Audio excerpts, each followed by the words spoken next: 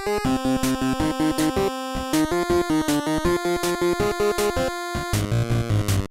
I see this many tomatoes, it's time to make salsa. There's the Tiger 2 again. He takes a hit. Can I finish him off? Get out of here. Go back to the garage, watch some tutorials, learn how to play the game. Ladies and gentlemen, welcome back to Digital.Flash.Fire. We've been away a little bit too long, but now we're going to be back with you. We're going to be giving you some exciting replays. First up, we have the French Tier 8 Premium Heavy, the FCM50T. This was actually a gift from Rolling Thunder. Back when we were playing it pretty heavily, this was a tank that I'd always been looking at, and he was kind enough to send to me. So this tank has absolutely no armor. It'll get the occasional deflection because the front of the hull does have kind of an angle to it, and you can see when you're going up a hill, it does pick up some angling, but it's not. This tank is not about the armor, and it isn't really about the gun. It's the DCA-45, the French 90mm that you first start using on the Tier 6. It's about the rate of fire. You know, the gun gets very good penetration, and it actually does okay alpha, but with the rate of fire it gets, it's incredible. This is meant to get into a good position, chew them up, and spit them out. Now this is a T54 Mod 1 rental weekend, so you've got a lot of idiots driving T54 Mod 1s. So I get in, I get a shot off, I back off. You don't want to expose too much of this tank because it's a frickin' sailboat. And I put another shot in the Mod 1. And that's kind of what you do. You find a position, you get a shot. I don't realize I think the AT-8's on the ridge. He's actually way down down by the river. And I'm trying to get another shot into the Mod 1. And oh, Hellcat. Yeah, I'll take the Hellcat. Oh, I missed the Hellcat. And the gun has superb gun handling, which sometimes leads you to lead shots, and that's really a temptation you have to monitor on this. You don't have to avoid it. It's quite capable of hitting those shots. But you really don't want to just rush shots blindly. There, I bounce one, and that one doesn't bounce. There's a kill. KV-13, another unusual tank you just don't see very often in World of Tanks. And I'm spotted, probably by the Struer Emile. I'm just kind of rocking back and forth. I'm looking for a position. I'm looking for the opportunity to get the gun singing again. And there is a T-29. And the T-29 is just outclassed. The only thing that guy's got going for him in this engagement is his turret armor. And you can see how far he had to expose his hull and even his lower plate to get his gun in. Of course, my gun handling completely fails me. I dunk a shot there. I do put one into him. He puts one into me. That's fine, because this shot is going to be my second kill. Okay, there's the T-54 Mod 1. He's pushing in on our Oni. Probably going to be the last mistake he makes this game, although he did put a shot into him. Well, maybe I can help my buddy out. There we go. There's 3 kills. There's the AT-8. I was looking at... Oh, that's... Well, maybe that's why I couldn't see him earlier, because he was a mile away. Kind of looking down in the funny sight lines in that ruined village. Miss. And this is that rate of fire. Reload. Hit. And... didn't quite get the kill. The Oni picks up the kill. Still, I'm on 3 kills. Team's up 6-3. We are doing well. Oh, and I'm behind them now. So we've got a Hellcat. We've got the Struer Emile. And I missed the Struer Emile. And I don't want to hang around because I do not want to get shot at by that big gun. And now I'm on 4 kills. And I'm behind the T-32. And I'm hoping someone else puts a shot into him because I kind of want the kill. Finally say, fuck it. Put a shot into him. Someone finishes him. Struer Emile is running for his life. Well, now that I've dealt with the Hellcat and especially the T-32, I don't really mind taking a hit, especially with the scores where they are. Boom. We trade shots. 500 hit points for his life. Well, that's 5 kills. This is shaping up to be a really good game. You know, we're chasing a Top Gun. So I'm going to drive west, and this is where the tank really does shine, is late game, where you've got lots of low health tanks around, and you can use your speed to move into different engagements. It also helps that I have half my hit points left, whereas the other FCM does not. Type 64 is way the heck out there. I finally learned to read the minimap and realize that's where he is. There's the FCM. I rush a shot. Now I'm going to stop and aim. And he takes a hit, and I execute him. There's my Top Gun. All right. Oh, but wait. There's more. Boom. IS-3 is down. I'm now on 7 kills. And the Tiger 2 is giving me his rear hull. Bam! 8 kills. Second Radley Walters. We're at 2,600 damage. Let's see if I can pick up a little more. I mean, there's still 2 enemies left. Oh, and chat's doing its normal double up. Thanks. ISU 152 executes the 5100. Guy's going to be taking damage in the next game from that. Still, I can get the 9 kills. That'd be nice. That'd be a record for me. And he's zipping away. I fire a shot and doesn't even come close. And another ISU 152 executes him.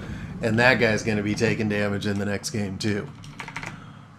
So, we go to the scores. First class mastery badge, because I'm not allowed to get ace tanker. Top Gun, Radley Walters, Bruiser, Fire for Effect, Duelist, and Reaper. I did 2,600 damage. I killed 8 tanks. I got 1,300 base experience. I got the 2 medals. A very nice game. The ISU 152 on our team actually did 3,800 damage and got probably high caliber in that game. Yeah, the 152, I mean, that's just turning people inside out. 23 shots fired, 15 hits, 14 penetrations. That's really what you want to do with this gun. It fires so fast, and you've got so much ammo. I mean, it comes with 60, 70, it comes with 83 rounds. You're not going to run out of ammo. If you've got a halfway decent shot, shoot it. 5 or 6 seconds later, you're going to get to shoot again. Of course, playing with a premium account, 91,000 credits, 82,000 in profit, times 3 weekend, 6,400 experience for my little crewbies.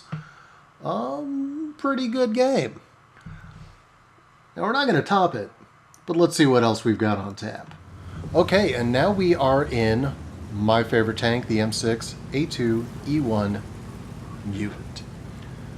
We are on Live Oaks. I'm actually not top tier. There's a trio of tier 9 enemy tanks to go with the 3 on ours. Ours are much better, but they're also not going the way I would choose them to go. At least the really good ones aren't. We do have the E75 coming our way and the IS-6, which would be a lot better if they weren't tomatoes. Fortunately, the E75 and the T10 on the enemy team, both of whom I expect to be running into, are not exactly brilliant themselves. So, when you're not top tier, you do have to become much more careful in the Mutant. The Mutant has obscene armor, and you're going to see me put that to good use in this. But you only have the T30 or the T29's gun, and your armor isn't the completely impregnable beast that it is when you're playing it in a top tier match, especially a match without a lot of top tier tanks. You know, if there were only 3 tier 8s per side and everything else was tier 7 or 6, I would be rubbing my hands in glee. Now I want to be really careful what's in these alleys, and there's the T-54 Mod 1, and it just bricks into his tracks. Sorry, I paused the replay there. I wasn't sure what was going on. Now I'm waiting for him. I'm hoping he pops outside on it. And there's the E75. And suddenly I'm feeling a lot less froggy about all this. And another shot into his tracks. God damn. Now the T-54, the E75, and the T-10 are all spotted in my front arc. So those are the tanks. Those are 3 of the tanks I'm really worried about. I finally get one into his side. 290, not the greatest roll, but it'll work. And I'm going for his lower front plate. That upper front plate on that tank is obscene. 330, a really good roll. And I'm keeping my eyes open. You don't want nasty surprises from the flanks. If I do get one down this alley, I can scoot forward and just hope that the E75 doesn't abuse me, but right now I'm mostly depending on my own E75 and the IS-6 to keep my flank clear. Waste a shot into the lower front plate of the E75, keeping an eye on that T10, and the T-54 decides to come out, stop right in front of me, side on, and eat a shot into his flank. Well then, those hit points won't be needed anywhere later. And reload, put a shot into him.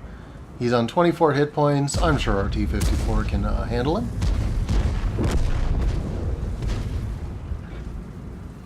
What the hell's going on over there? Well, I'm getting a kill. That's what the hell's going on over there. And the Comet is complaining about a T-54 spamming heat. That's what they do. Put a shot into the side of the T-10. Trax didn't eat it by some miracle. And he puts a big shot into me. I put a shot in. If you saw where that went, there's that little wedge of armor on the front of his tank, and just above it on the cheeks is a little wedge that... Or no, that went through his tracks. Okay. And that's where you want to shoot him. You want to shoot... You can see that angle, that corner of it. Now here I'm going to waste a shot into his turret roof. The E-75 also put a shot behind me, which was nice of him. And he's going to back away, and he's going to put another big shot into me. I put a shot, it bounces off of something. And he wants to back completely away, and I'm okay with that, because he's winning that fight. And another shot into the side of a T-54 Mod 1. And back off, bounce a shot. Bounce an HE shot from someone, that's funny. Because honestly, shooting HE at this tank is the right thing to do for a lot of people. The T-10 blows up, and the T-54 has backed away, which means I get the big fat ass of a big fat stupid German heavy. Oh, the E-75 killed the T-10. That's what killed him. That's why he's on -1. He puts a big shot in RT-54 Mod 1. And I put another big shot into him. I'm amazed this guy didn't catch fire. That's, I mean... what am I shooting if not that? The T-54 charges into him, and I waste another shot on his lower front plate. And that's the weakest spot of his frontal armor. But there really isn't a way I'm going to do that. And I'm getting him turned around. So he eats a shot in the back from the T-54. And I eat another big shot. But I put one into his commander's hatch, and he is dead.